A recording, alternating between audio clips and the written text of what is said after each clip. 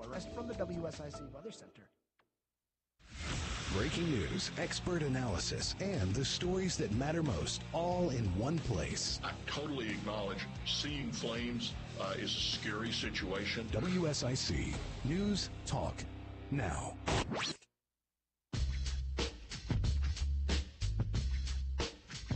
It's 11:06 on WSIC News Radio, and you're listening to We're Just Saying with Senator Vickie, Sawyer, and David. Like to be part of our show, 844 Studio 4. We are streaming live on the WSIC News website, Facebook page, YouTube, X formerly known as Twitter, LinkedIn, and all other digital channels that you can probably think of. Senator Sawyer, good morning. How are you? Hey, good morning. It's good to be back. Second week in a row. I think we're going to make this radio show a thing now. Well, to be fair, I've been here. You've been the one who has been absent periodically. I'm just throwing that out there. Yeah, I know. Well, I know you secretly are trying to take the show over, so I do applaud your efforts. I would never do that to you, maybe. Well, I mean, us Republicans, especially as exhibited by what we see in the federal government, they're Republican on Republican violence is real. Well, so. Now to be fair though, but as a highly successful politician, you have to understand that the voice of the people must be heard. That's right. And if the people are crying out for solo David Coble on this show, then I mean, how do you not give it to them, right? Well, how do you not give it to them? We do understand how beautiful that the dulcimers of David, as were defined last week, whatever you said it was. That's an instrument. Dulcet that's tones. Right. Dulcet tones. Wow. David, I know. Wow, just building the case right there. I know. Well, so speaking of Republican on Republican fun and Democrats, we've had some of that in the state level this week. We saw that the redistricting maps were released. I don't know if you've heard anything about that. Did you go through all your crayons? I did not. I wasn't in the room. I had no idea. I saw the maps when they were publicized, just like everyone else. And what did you think? Well, there's a couple in the state Senate. There's a couple of us who are what they call double bunk. That means two senators who are currently serving. Now their district changed. One was in in the county of Wake, Senator Jay Chaudhary and Senator Grafstein. Those two are now in the same. And then I myself is also double bunked with Senator Natasha Marcus. So there's a few of those going on, but for the most part, I'm very happy with my map. I'm looking excited. Not a lot changed. I did not get Huntersville, which I'm going to miss Huntersville very much, but I moved over to Davidson. So I think it's more of a compact, district. And I'm just happy I always just want to run. I'm just happy who I have. Let's go and let's run. And I'm you just kept happy. all of Iredell? And Iredell County does stay whole in the Senate district. Yes, sir. So I have Iredell, Cornelius, and Davidson. Very nice. Yeah. So I know that you said that you weren't in the room, No. with your crayons drawing maps or anything like that. You got to see them. But, broadly speaking, maps is every year, obviously, over the last little bit, we're drawing maps, seem to generate a lot of, passion, if you will. And we get to hear the G word thrown out a whole lot, gerrymandering, and so that you all get accused of. And so, which is funny because if you look back at some of the maps that were drawn when Democrats were in charge, especially our illustrious governor, his district, the snake worm that carved specific neighborhoods, and jumped over rivers and streams and over woods to get him an appropriate district for him. But talk a little bit about this, about, the way these things are drawn just conceptually and sort of what the philosophy is. So David, I know that as a child of the 80s, you enjoyed cartoons on Saturday morning. Absolutely, I did. Okay. I don't know if you enjoyed this one, but I sure did. Do you remember Professor Sherman or Mr. Sherman? Or no.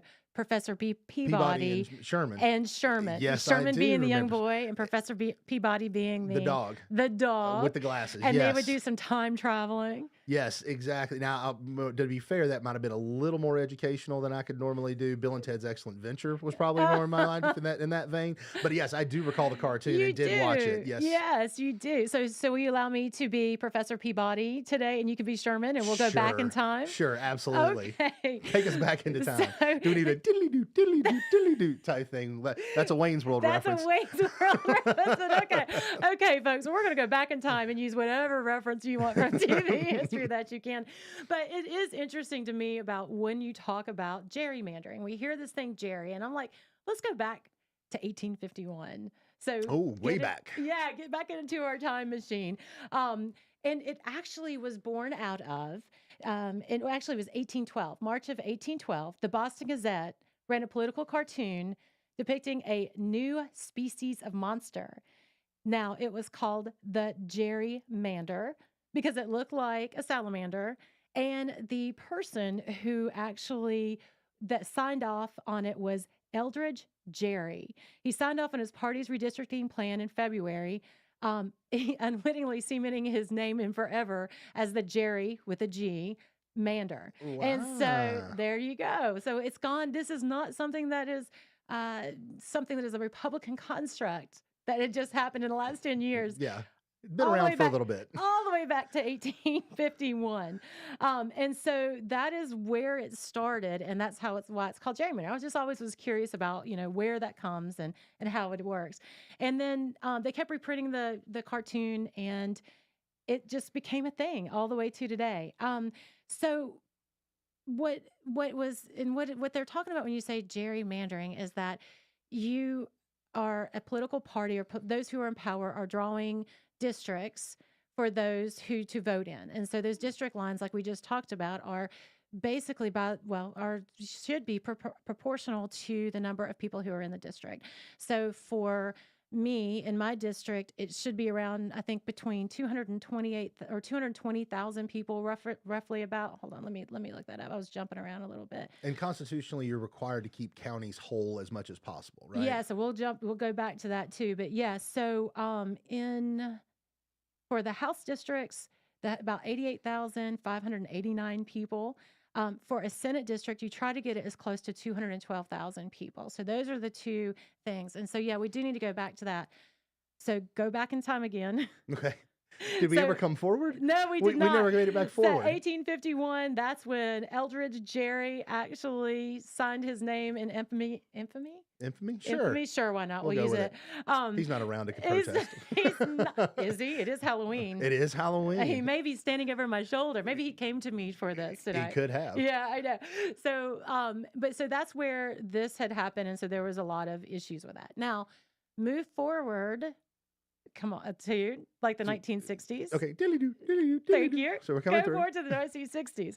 And they came out with, the Supreme Court actually came out with some rulings, because what had happened was... What it was is that there were folks who were not relining the districts based on proportional. So there's some instances for 60 years they did not redraw the congressional maps. So over time, a lot of changes. And especially during that time, there was a lot of urbanization, a lot of folks from the South who were moving to those in the North because of Jim Crow laws. So you had a lot of migration up to North.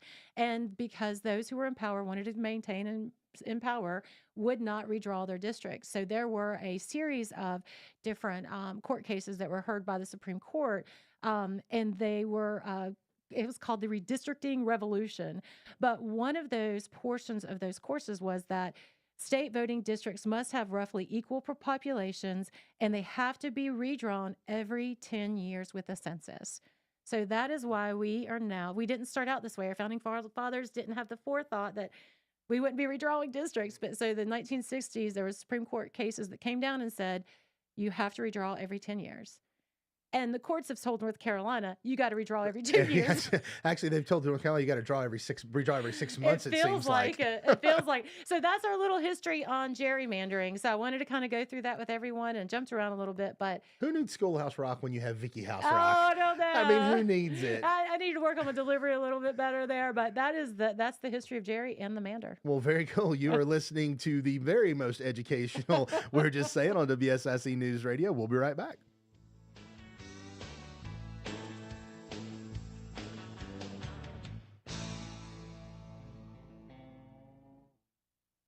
More We're Just Saying with NC Senator Vickie Sawyer is coming up on the new 105.9 100.7 WSIC. Listen up, Carolinas. It's Jeep Adventure Days at the #1 Jeep and Ram dealer, Lake Norman Chrysler Dodge Jeep Ram, with the largest new Jeep inventory in the country. And we guarantee to beat any deal in the nation. I-77 exit 28, LakeNormanChrysler.com. And now for a look at your weather forecast from the WSIC Weather Center. It's going to be a rainy Friday out there today, 70% chance of precipitation through the afternoon, and your high temperature only getting up near 66 degrees. Heading into the evening, we'll still have a 30% chance of precipitation. Other than that, mostly cloudy skies with your low around 46. This has been your weather forecast from the WSIC Weather Center. Here's a WSIC Business Minute with local entrepreneur and host of Local Biz Now, Joe Vagnone. Based on the web, guys, a top international website design firm, one of the most important pages to get right is the About page. Your About page is a powerful tool to showcase your unique story and define your differences between competitors. Share values and beliefs that resonate with them. Craft an engaging narrative using visuals that convey your brand's mission and vision. Invest time in creating a captivating About page. Let it reflect your company's personality and values. Make sure it's visually appealing, easy to read. Feature team photos, bios, highlight your company's history, and showcase awards and achievements. I mean, after all, not everybody can be Joe. This has been a WSIC Business Minute with Joe Vagnone. Listen for tips on how to improve your business daily on WSIC News Talk Now. It's We're Just Saying with North Carolina Senator Vickie Sawyer on the new 105.9 100.7 WSIC.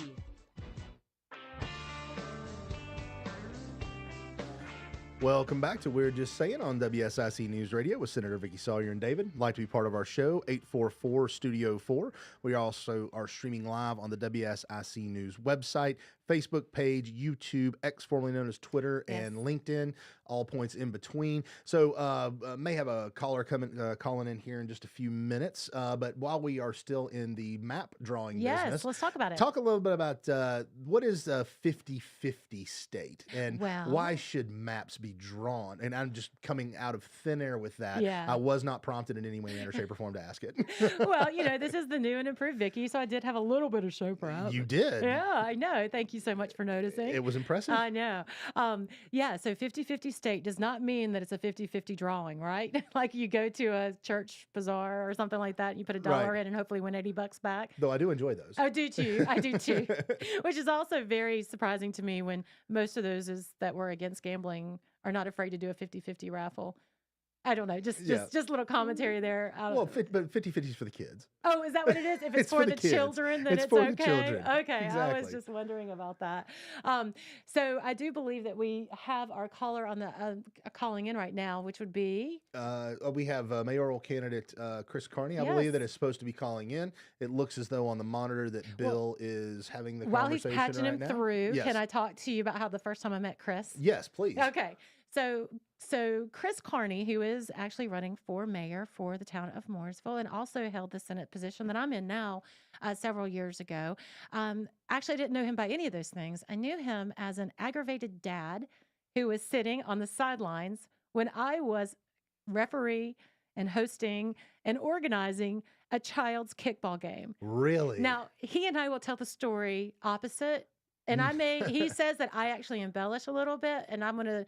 and he'd say he doesn't embellish enough? Yeah, so I will say you're going to hear the same story, but a little different waves for both of us. But it's my show, so I get to talk about it a little bit. Yes, you do. So sweaty, hot, terrible headache, been working at this event. You or him? Me. You. Been working at this event. Our whole idea was to raise money, but to do a mother-son kickball event. Well, of course, Chris's son, Will, is in, and his wonderful wife, Francie. They are playing in the championship game. This is 2 days of all of this, and here we are. Well, he says that I missed a call. I say I did not. Missed a kickball call that may have not done well for Will and Francie. And so Chris, over there in his visor, hanging out in a cool and comfortable shady spot, starts to fuss at me over my call. Kickball is life.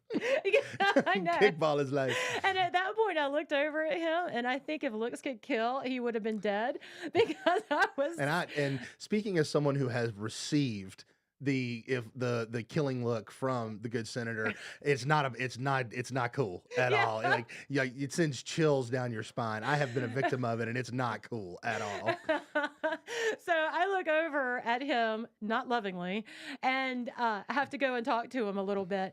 And I just remember, like, who is this guy? I do not like him. I am very frustrated. Now, over time, we've grown to be good friends, and the families get together and have enjoyed his friendship. But yeah, the first time was not that great. Yeah, So, absolutely. And I think we had him and then we lost him. oh So, no. so we'll Oh, get good. back So to. we don't get to let him tell his other No, side of the absolutely story. not. No, absolutely Yeah. not. He does not get a. He did not get a voice in here. No. So over time, like I said, we had worked together, and both on political stuff and on personal stuff, and he's just been wonderful. And he decided to put his name back in the ring because he was on the city council before, and now he's coming in as mayor. Yeah, absolutely. Well, hopefully we'll get him back here in just a minute. But getting back into the 50-50 of Yes. states, everything like that, one of the things you started talking about was that, there's this idea that, from a presidential standpoint, Sure. right, that if you're basically around a 50-50 type state, or a purple state, I Purple think is state, the yeah. term, like, that the district should be drawn Right, accordingly, competitively, right? yeah, Competitively.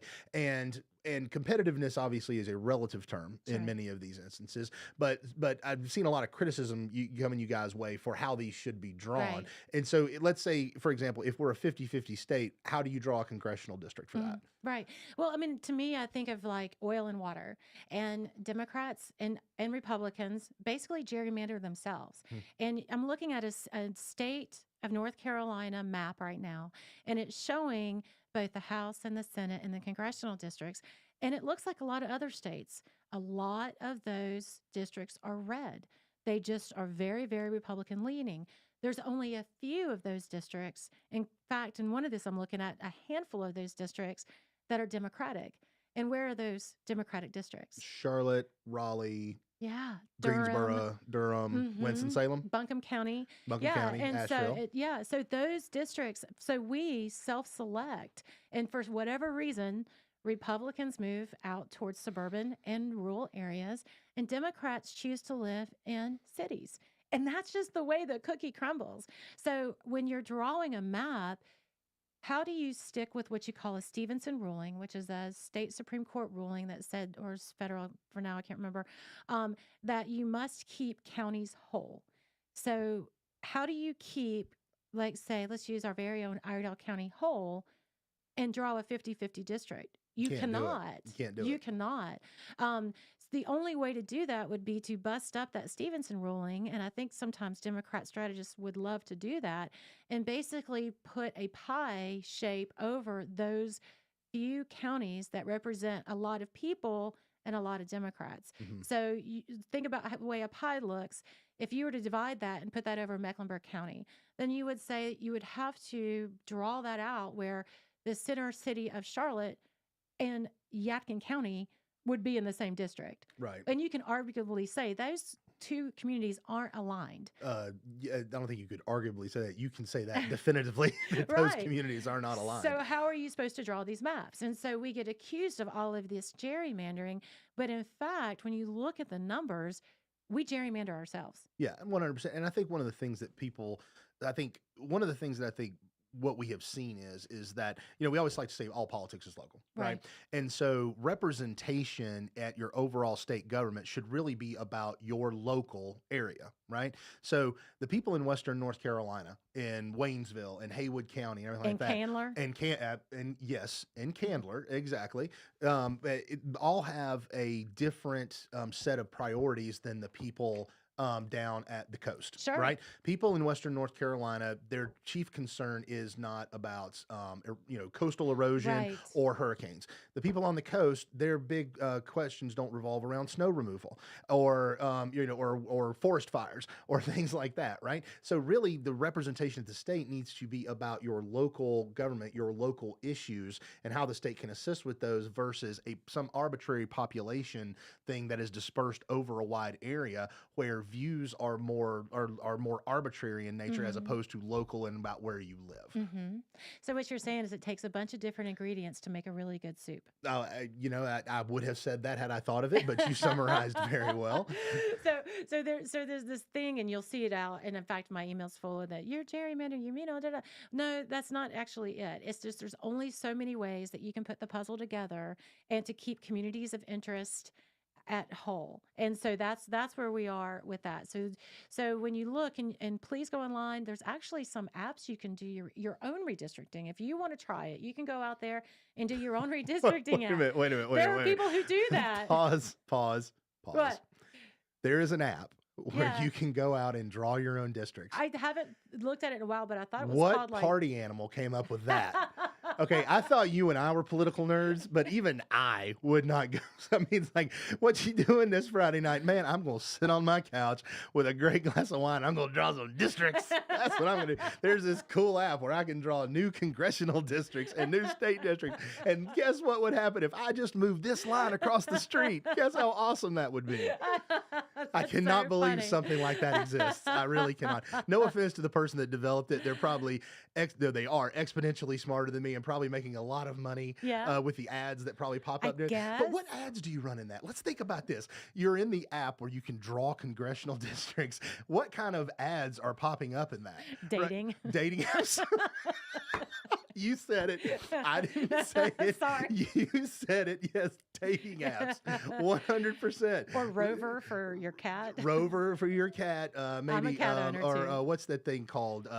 Crunchy. Yes. Is that the dog thing? FarmersOnly.com. Farmers Only.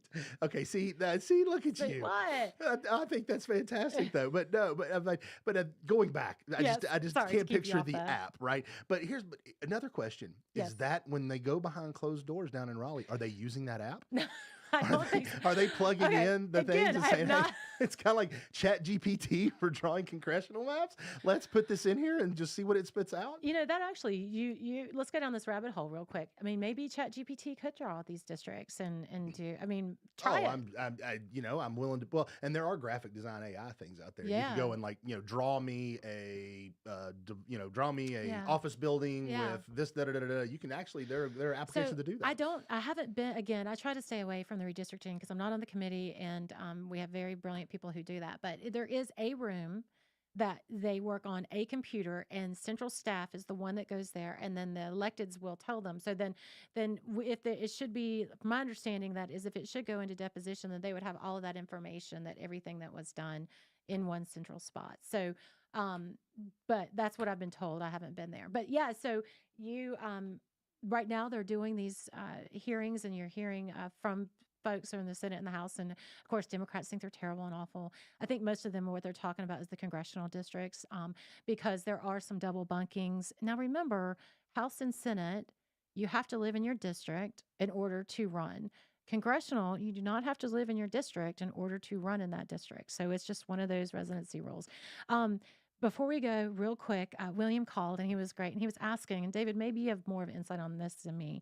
Why are Republicans fighting so much in the U.S. House about a speaker? What I can tell you is I have no insight whatsoever as to why that is.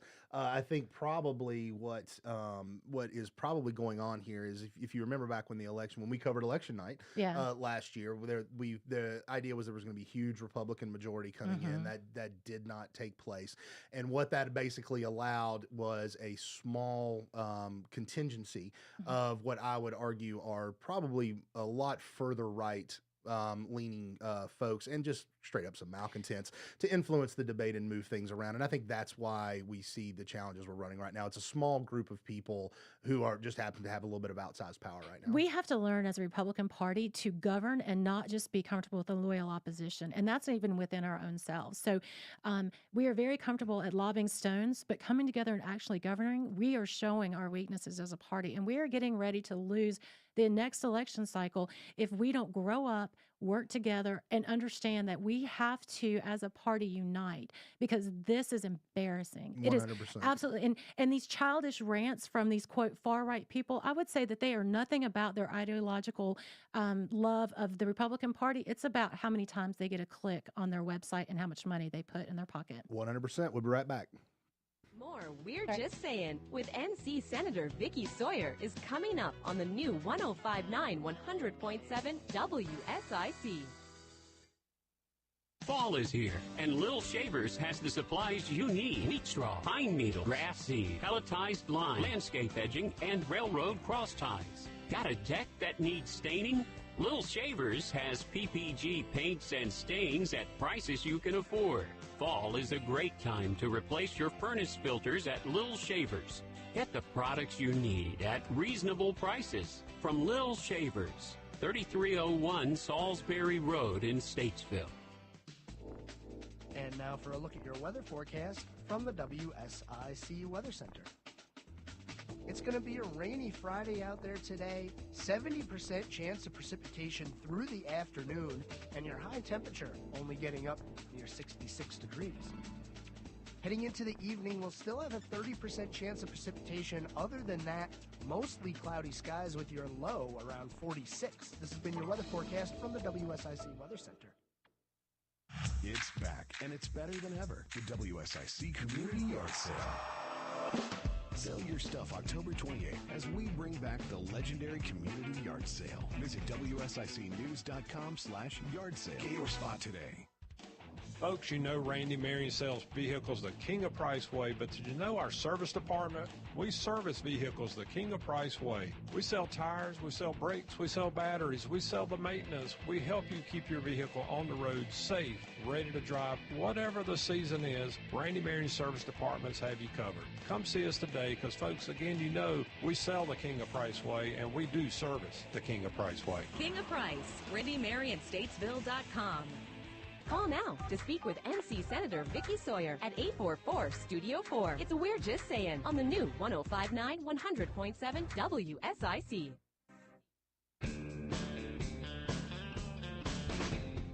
Welcome back to We're Just Saying on WSIC News Radio with Senator Vickie Sawyer and David. Like to be part of our show, 844-STUDIO-4. We are still streaming live on the WSIC News website, Facebook page, YouTube, X, formerly known as Twitter, and LinkedIn. So during the break, obviously, Senator Sawyer pulled out the app drawing map and was showing it to me. It is clear that thing has gotten a lot of use. She had like 15 maps. I have never had that Vickie, map. it's okay. No, it's okay. These people get so twisted about these maps if they think a senator is doing a map by herself outside of that thing. I am not. I do not have the app.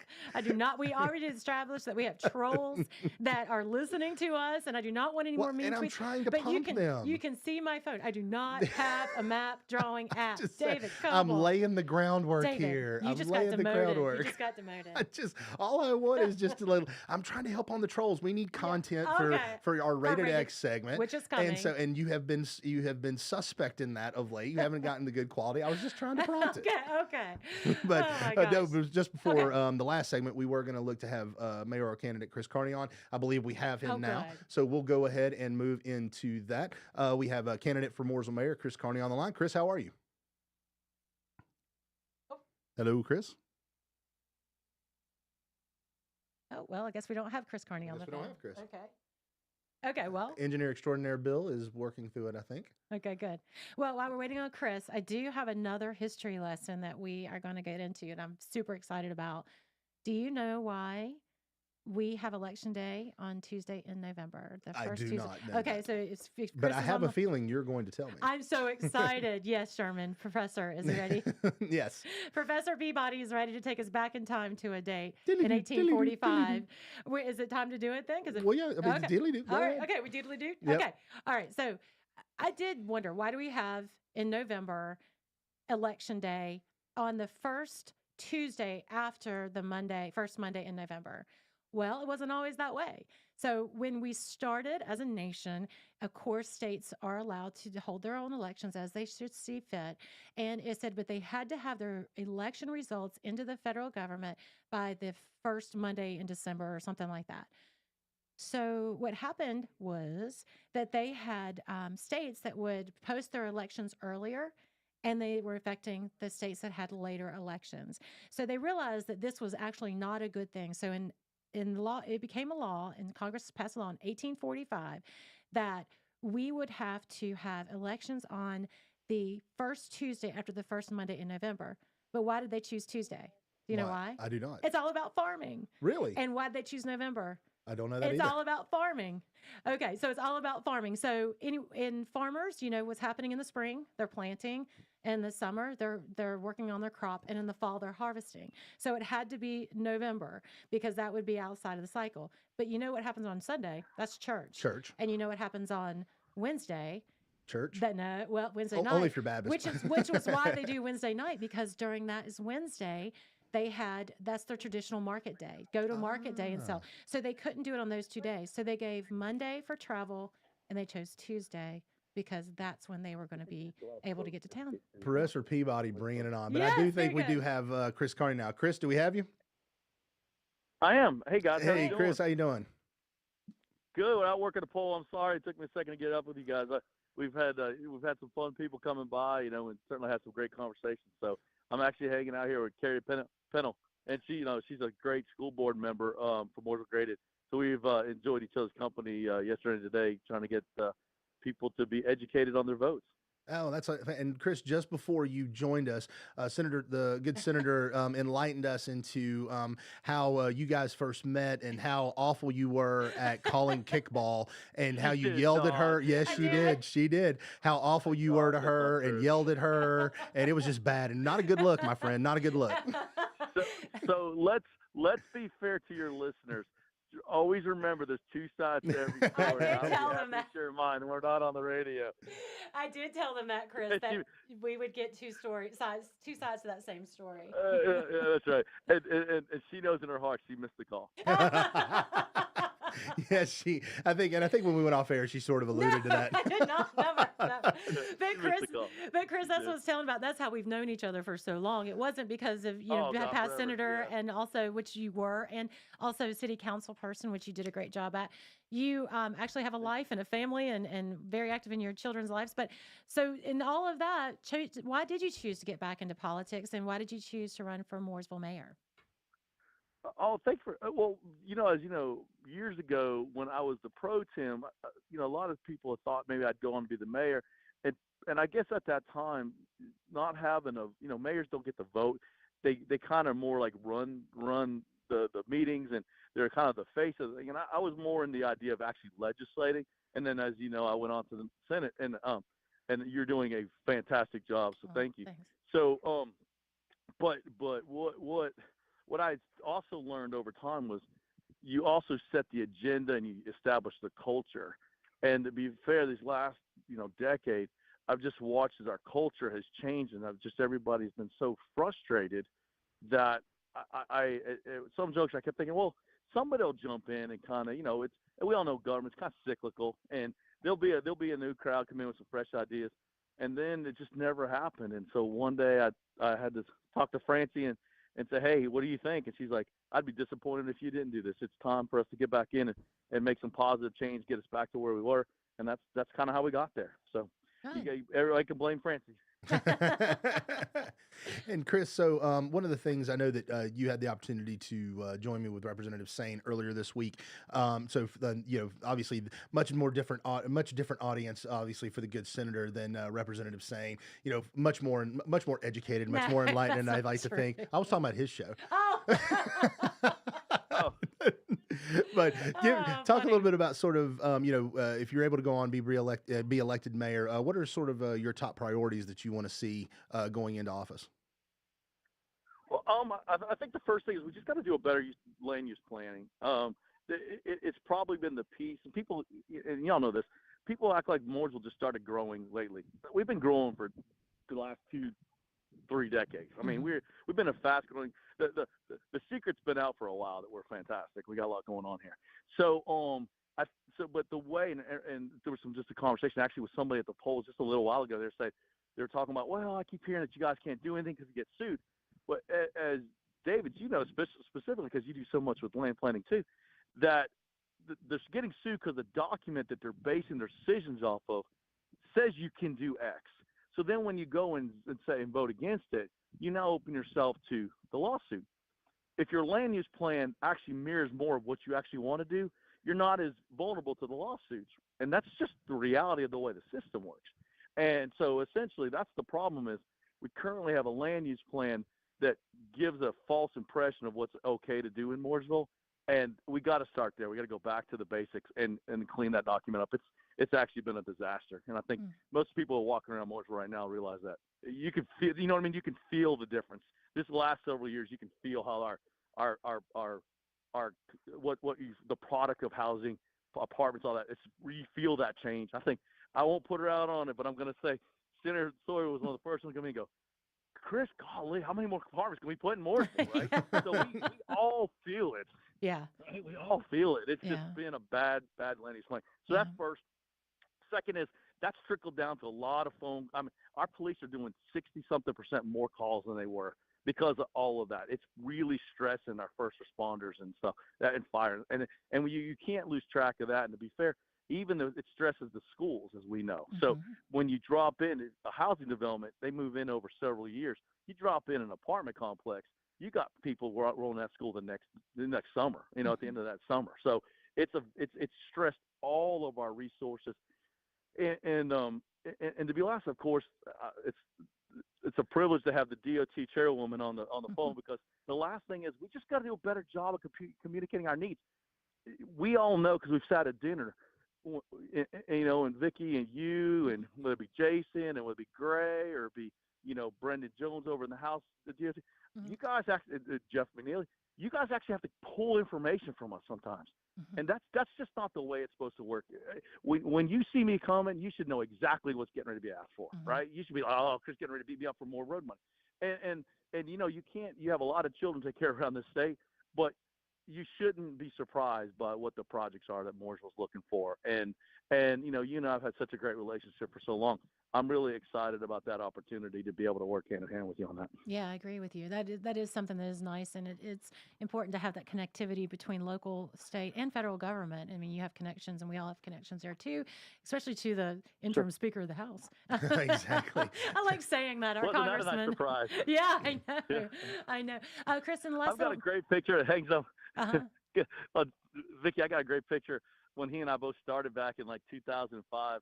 And he's choking me like around my neck, and we're both young men. And he wrote on there, "Not everybody gets to choke Chris." And it's just one I always remind him that that's how we started. Well, good. Hey, Chris, so just remind everybody about when and where they can come out and vote to you. And you said early voting is going on now, and I think we're going to talk about this a little bit about municipal elections, about just how we need to be more aware of what's going on. So let everybody know where to come out and vote for you. So, sir, 8 to 5, Monday through Friday. You can come to the War Memorial and early vote up until November 3rd. November 4th is the only Saturday that's going to be available, and that's like 9 to 3 that day, 8 to 3, 9 to 3 that day. So you can come out on November 4th and vote on that one Saturday, and then obviously November 7th is the big day. Very good. Absolutely, Chris. Thanks so much. Good luck to you. War Memorial over there. Yeah. Hey guys, thanks so much. I appreciate you guys. Thank you. Good luck Take out care. there. Yeah, hey, tell everybody look for Carrie too. She's fantastic. Yes, very good. Yeah. Absolutely. Okay, Chris bye. Carney, candidate for Mooresville Mayor. Thanks so much. So it's funny, does it get the campaign juices flowing now? Hearing somebody out working the polls like that, you ready to jump back in? Yeah, it is actually. I do enjoy campaigning. I like seeing everyone and going out and meeting new friends and seeing old ones. And so yeah, it's always good. And standing at the polls, it's nice to see folks come in and they have that opportunity to talk to you. I'm glad Chris is out there, and he said Carrie Pennell, who's running for re-election for Mooresville Graded School Board. So and we're going to talk after the break about municipal elections and should they really be in this off-election cycle? Should they be elected when we are? And kind of look at some of the turnout and why that may be a concern. Yeah, no, and I think it's interesting that you bring that up, because that's actually been a discussion that's been going on for a while. And I know that from my standpoint, I've actually my view on that has evolved. You mean you've changed? I changed. Oh, Believe it or not, I really? changed. You've grown over time? I changed. Okay, I grow was over wondering. time. My gut is not what only grows over time. My mind is broadened, and I started changing, and life and circumstances dictate different perspectives. But I'm interested in hearing your thoughts on this when we come out of the break, because I think I've heard good arguments on both sides, Me but too. it'll be good to talk about. You're listening to We're Just Saying on WSIC News Radio. We'll be right back.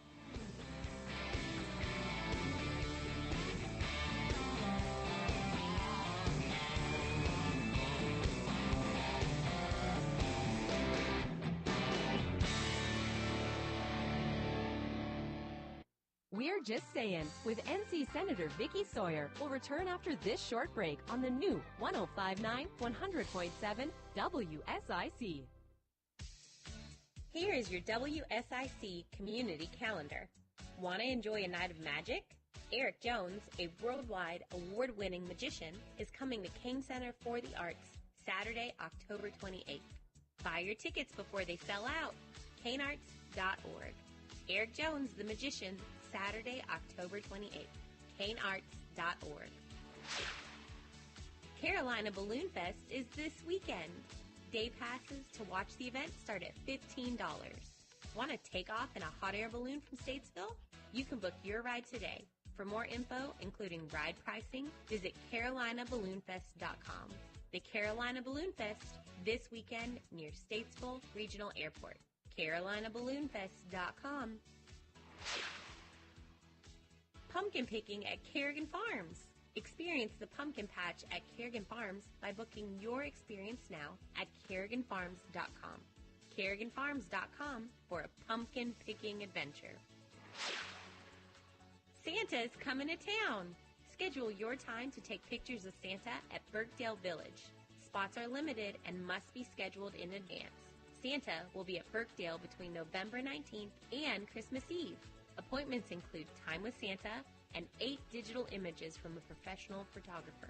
For more info and to schedule your time with Santa, visit BirkdaleVillage.com. Have an event you'd like to tell people about? Yard sales, estate sales, and everything in between? Visit WSICnews.com and click on events to submit your event today.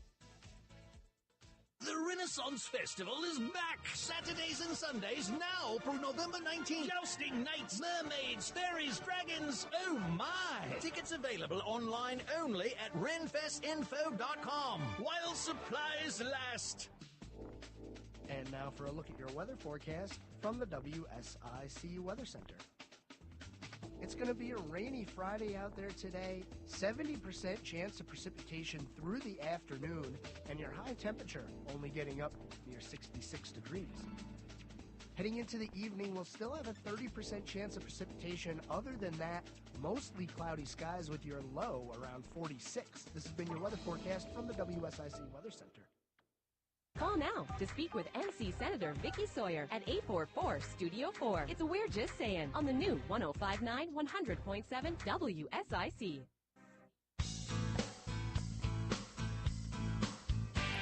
Welcome back to We're Just Saying on WSIC News Radio with Senator Vickie Sawyer and David. Like to be part of our show, 844-STUDIO-4. We are still streaming live on the WSIC News website, YouTube, Facebook, X, formerly known as Twitter, and LinkedIn. And so just before the break, we teased, because we are finely tuned radio professionals.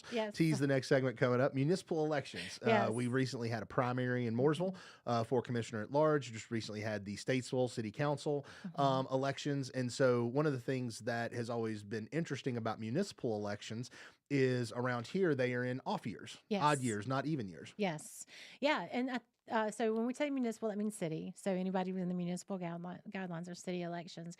So that means mayor and town council. And in the instance of Mooresville, the Mooresville Graded School Board, because they're one of the few that still have a citywide school board. So so the problem, or not the problem, but it's not lost on me that when we do these elections, or the turnout isn't that great.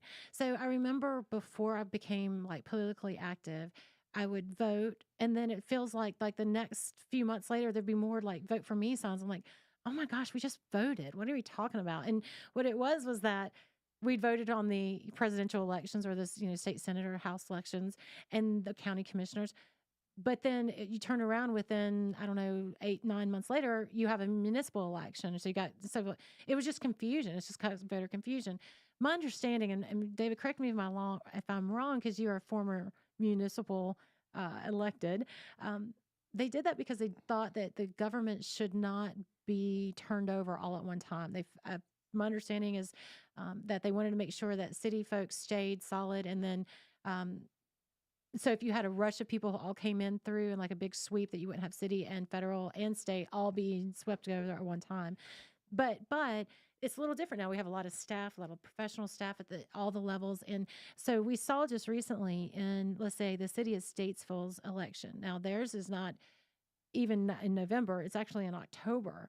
And so in one ward, we had 160 people elect a city of Statesville council person for Ward 1. In another ward, it was 149 people that elected another city of council. In another last ward, 72 people elected that. That is very, very low. Very, very low. Turnout. And I do want to point out that you did start this whole thing by asking me to correct you if you were wrong. I want everyone to know that is always rhetorical. She never, because it's always just assumed she's not. So that's why I just let it fly by. That's why I just let it go. But you can always correct me if it's I'm a rhetorical wrong. question. Don't pretend like it's not. Yeah. But no, what I will say, yeah, the government turnover, but a lot of that can be remediated through staggering elections, where you have a certain group that is up every 2 years, and which is the way our county commission works. It's the way our city governments work as well.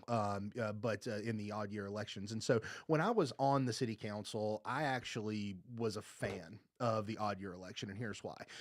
As a city councilman and as someone running, it was a lot less expensive to run in an off year. First of all, selfishly, but also you command the airspace. Okay. You're not lugged in with state issues, federal issues. You can really hone in on local issues and have the floor, if you will. You have the microphone because you're the only ones talking. Inside, in my view, always was that in even year elections, city races can get drowned out because people are focused on national issues, state level issues, and so the city issues can sometimes be swept under the rug. I have that's great in principle. The problem is that the turnout that we see in municipal elections is so painfully low from what it could otherwise be in an even year election. I feel like that the effort and the cost associated with running an off year election, for prime example, we had a commissioner at large primary in Mooresville. Every polling place had to be open, and I don't think it broke 700 voters total. Yeah, so I think we actually have that here. There was 395 voters and 227 for the top two vote getters. And so, yeah. And then under 100 for the remainder of them. So I don't think we quite made it to 700 voters. And that's having every polling place open. That's paying the poll workers that are there. And it costs, I want to say, last I heard in Iredell County, it's about 25 grand, 30 grand to run an election just in Mooresville. And so that is a cost that seems exorbitant to the turnout. All right. And so I have come around to the way of thinking of it in an ideal world. Yes, the municipal candidates would have the floor to themselves. What we have seen, I think, now from just voter turnout and voter, I don't want to call it apathy, but interest in an election, that's just not what turns out. Yeah. And having that few number of voters is problematic in my mind. It allows, we were talking about this just before the break about the small contingent of congressmen up in the federal House who can now influence things because the Republican majority is so small. I think sometimes you see that in city elections where a very small, highly disgruntled group can really, and it can really pull some people into office that, to be fair, I think we've seen in the past, not so much in Mooresville necessarily, but in some other places, when you have lack of voter turnout, it opens the state for folks who really, probably aren't the best leaders to be brought in. So I've actually come around to the way of thinking of, I think it all should be every 2 years. Yeah, me too. And just for efficiency's sake, as well as, just the opportunity for more people to be involved and actually have a say. Now, can you get people to be interested? No, you can't force people into paying attention, but at least you would get the turnout necessary and people paying attention because people are paying attention at election time. Yeah. And it's just an opportunity to make sure they're at least getting the municipal perspective on it and coming out and voting for it. Yeah, and I think culturally too, you have a better homogeny of those who win elections if they have to work at elections. So I know during those 17 days of early voting, I'm standing out there with county commissioner candidates or federal candidates or their folks, and you create a bond, good or bad, you bond during those days. And so I feel like, if you had municipal elections aligned on that same thing, you would still have that same type of bond with those who get elected and maybe even a better working relationship between, all levels of government if they were elected all at the same time. And increasingly, cities, municipalities are weighing in on federal issues. I mean, just this week we saw the city of Charlotte do a resolution about condemning Hamas, and there was a big issue about that. And although I appreciate that and support that, that's not really their lane. Yeah.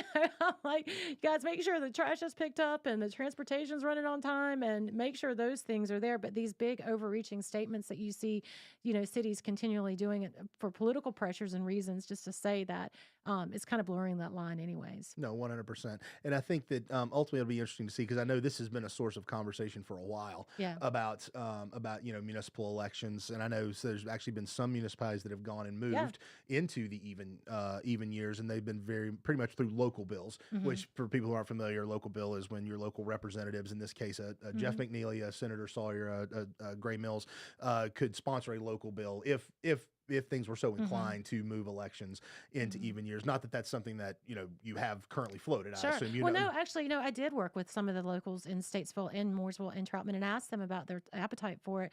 They were not excited about it at the time, and I think they did a great job in communicating about it, but it was not something that the local representation wanted. But I did also float that same, I did to all of the municipalities, and 2 took me up on it.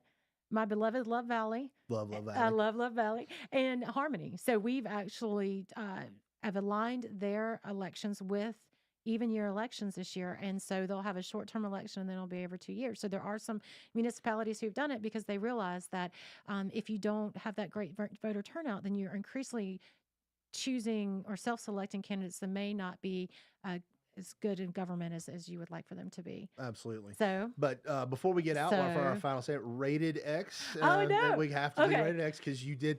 How many did you make it without mean tweeting back to someone? I almost had a workplace accident this week. So if you remember last week, I told you I am standing solid on not engaging with trolls. And trolls means someone who has a fake name and a fake avatar on Twitter who just likes to say sometimes funny, but really mean stuff.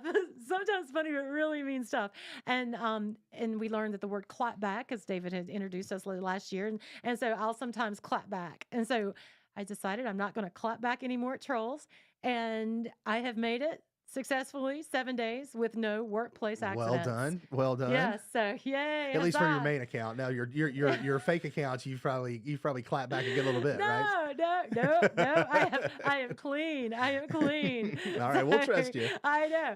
So I did have one that I thought was kind of fun. So remember, Rated X is where we go through the tweets that come back at me or some people, other people who are just mean, but also a little funny. So this week. Actually, it was a tweet I did last week. So I said, busy week at the NCGA. We overrode 5 more of North Carolina governor's vetoes, making laws to ensure accountability on state boards, enhance our state's clean energy strategy, deliver bipartisan election reforms, and cut back on unreasonable regulation. Yay. Rah, rah, sis, boom, bah. Huzzah. You want to read the... So what you got, all right, let's see. Clearly your goal is to destroy democracy in the state, as Aquin Dragon at mastodon.online Ukraine flag, flower, rainbow flag, giraffe stated. So clearly your goal is to destroy democracy in the state. Well, it's not a democracy. Well, it's details. Details. We are a representative republic. We are not a democracy. If that was a democracy, then everybody would come together and every decision, and we'd have to count everybody's vote all at one time. That is can you tell that it's on my nerves? Yes. Because you see, save democracy. I'm like, you idiot. Well, and to be fair, open a history book and read what democracy is. This is not a democracy. It's a representative republic. And to be fair, the Constitution of North Carolina does allow the General Assembly to override a veto. It allows the governor to veto, and it allows you to override a veto. So everything you did was constitutional. The threat to democracy is real via the Constitution. But it's not a democracy, I say. Details. You've elected representatives to go in and to make laws. That's what this is, and we're protecting that. But I don't know. Maybe there's a democracy on their commune. Maybe. Oh, wait. This one I did want to talk about. There's a Deer Creek Carney who also loves Ukraine. All my haters love Ukraine for some reason. Okay. Quote, bipartisan election reforms. Why did you lie to your constituents about the 77 toll roads, and are you on the take? No. That one almost got a workplace. That almost got clapped back. Almost got a clap back, but I resolved, and I have no money from any of those people. Well, you know what? You're being your best self right now. We appreciate it. Thanks for listening to us. Have a great weekend.